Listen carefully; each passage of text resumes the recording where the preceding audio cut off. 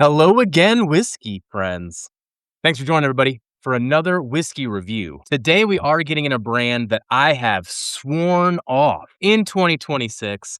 But in my defense, I only swore off the bourbons. I didn't say anything about swearing off the ryes, everybody. So while Elijah Craig Barrel Proof Bourbon has definitely let me down over the last couple years, and I've decided, you know what? I don't need to own every batch of it. Found the Elijah Craig rye at MSRP in Ohio, and I simply couldn't resist to pick it up. Does this rye have a chance to revive the Elijah Craig name in my mind? Stick around and find out. So thank you for joining us, friends. Let's kick off the show.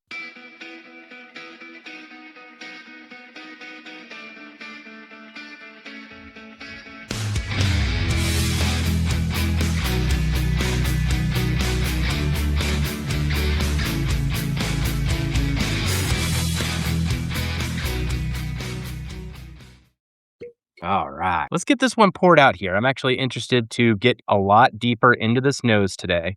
So I am going to use the tool glass, but this is the latest batch of the Elijah Craig Barrel Proof Rye A126, 120.4 proof. And then very impressive here, right around that 12-year age statement at 11 years, 11 months. Now, this did drop last year, and it's meant to be an ongoing series going forward, similar to the bourbons where Heaven Hill intends to release an A, a B, and a C batch of the ryes going forward. As we can expect, each batch, proof, and age will vary. The first release that came out, the A925, was a little over 12 years, but at a lower proof, 108 proof. This one steps up in proof and only gives up a few months. Really hope they are able to just narrow around that 12-year age statement. I don't care if it's exactly 12 years, but just give me a profile between 11 and a half, 12 and a half.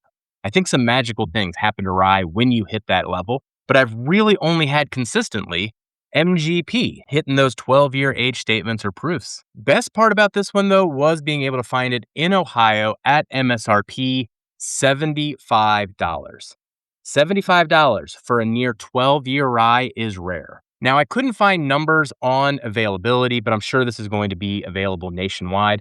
And hopefully stores bring the rye in. I know one of the issues that I'm going to be having, especially with the Elijah Craig Barrel Proof Bourbon, is that the A, B, and C batches from last year are still all over the shelves in Northern Kentucky and Ohio. So even when the next batches come out, though I've said now I'm going to be more cautious and wait for reviews to buy the bourbon, will the stores that I'm working with even be bringing in the bourbon if they're sitting on so much old inventory from prior batches? I was also trying to look up mash bills. I was getting kind of inconsistent results. I do believe this one is 51% rye, 35% corn, 14% malted barley. All right, let's get into this one. We're going to break down the nose, go into the palate, and then talk about the final score. All the scoring I do live with you as we go through the tasting notes. So cheers, everybody.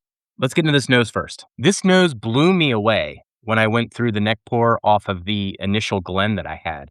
Thus, while I'm using this tool of glass so I can get to know it at a bit deeper level, it is not disappointing. It is simultaneously dark, sweet, and spicy. The darkness is obviously coming from that age statement with the near 12-year-old oak, which is really the main event on this one, giving it quite a bit of heft. The sweetness for me comes across almost like a cola, maybe even a vanilla Coca-Cola, drifting even into some root beer notes as well. Fruits aren't predominant, but I could be led into a very dark cherry route. And then from there, that's where that spice comes in. I mean, it is big and it is bold on the spice. The rye spice really comes out. Heavy baking spice, even getting a little bit of a clove there as well. Absolutely gorgeous, gorgeous nose.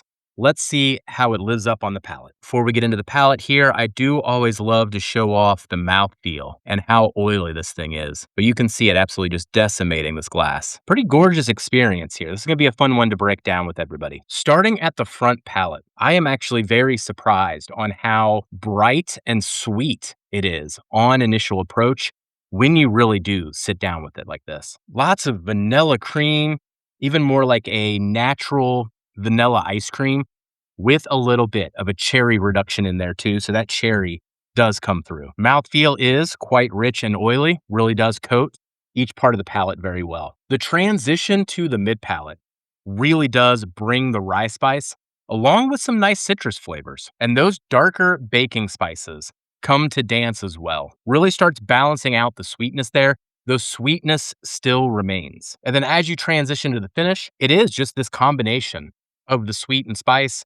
But just like the nose, that is when the oak profile really comes through, is on the finish. And it's the most balanced part of the entire palate experience, as you simultaneously get the oak, the spice and the baking spices, and a near sugary sweetness. Finish itself, though, I would kind of grade at more medium level finish. There is a nice vanilla sweetness that does carry through a little bit of that cherry reduction, but it dropped off a little faster than I was both expecting and wanting. Let's see how this one did overall. So here on the channel, we do have a robust scoring system comprised of a flavor score, experience score, and a value score. Aggregate all the 10 metrics behind the scenes together, and you can see how this whiskey compares to other whiskeys. And this Elijah Craig Barrel Proof Rye does put the Elijah Craig brand back on top with a very good score of an 88. And what's very interesting to me as I go through this, had I given it a few more points on, say, mouthfeel or the length of the finish, it could have been scoring in the 90s.